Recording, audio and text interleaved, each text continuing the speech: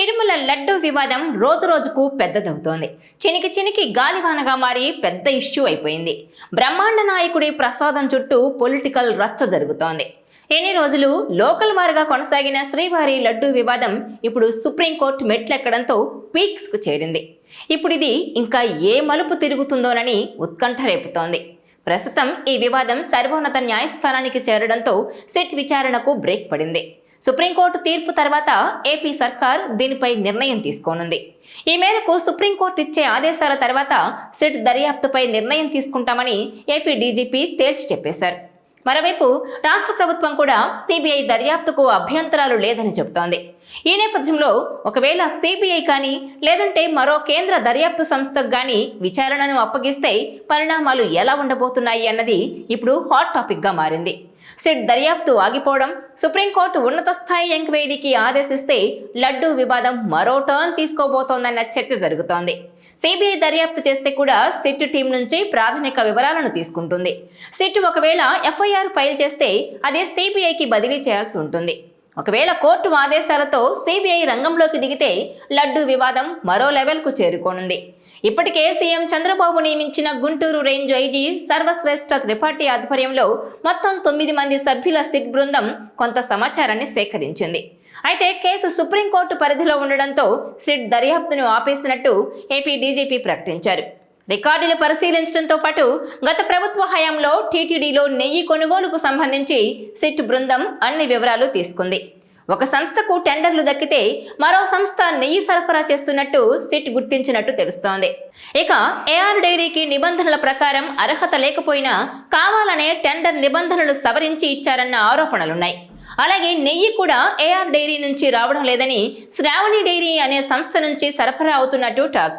Same time సరైన టెస్టులు చేయకుండానే నెయ్యిని లడ్డూల తయారీకి వాడుతున్నట్టు కూడా ఆరోపణలున్నాయి. నెయ్యి సరఫరా టెండర్లు దక్కింది ఏ సంస్థకు?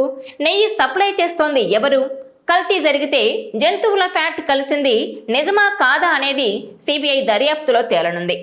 ఇప్పటికే కేంద్ర గుర్తింపు పొందిన ఎన్డీడీబీ రిపోర్ట్ నెయ్యిలో జంతువుల కొవ్వు కలిసినట్టు అనుమానాలు వ్యక్తం చేసింది. ఈ నేపథ్యంలోనే మరోసారి పరీక్షలు జరిపే అవకాశం ఉంది. అయితే ఈ వ్యవహారంలో సిట్ కంటే సిబిఐ దర్యాప్తుతో అసలు విషయాలు బయటకొస్తే అందరూ నమ్మే అవకాశం ఉంటుంది. సిట్ ఏంటంటే రాష్ట్ర ప్రభుత్వ ఆధ్వర్యంలో ఉండడంతో కూటమి సర్కార్ ప్రభావితం చేసిందన్న ఆరోపణలు వచ్చే అవకాశం ఉంటుంది. అదే సిబిఐ ఎంక్వైరీలో అసలు వాస్తవాలు బయటకొస్తే అందరి అనుమానాలకు ఫుల్ స్టాప్ పడుతుంది. అయితే సిబిఐ దర్యాప్తులో నిజానిజాలు బయటకొస్తే నెయ్యి వివాదం ఎవరి మెడకు చుట్టుకుంటుందనేది మాత్రం ఆసక్తికరంగా మారింది.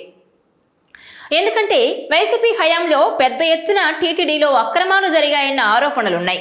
ఒక్క టీటీడీ చైర్మన్ 3.5 లక్షల టికెట్లు తన కోటాలో మంజూరు చేశారని, రోజా, పెద్దిరెడ్డి వేల కొద్దీ టికెట్లు తీసుకొని అమ్ముకున్నారన్న టీడీపీ నేతలు ఆరోపిస్తున్నారు.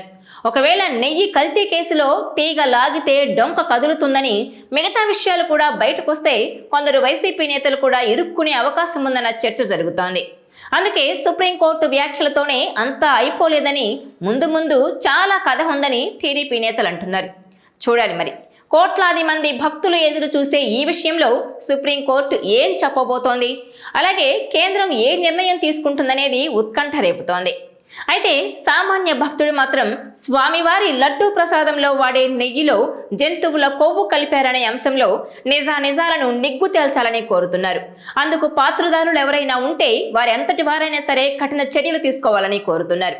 ఈ నేపథ్యంలో సుప్రీంకోర్టు నిర్ణయం కోసం ప్రతి ఒక్కరూ ఎదురు చూస్తున్నారు.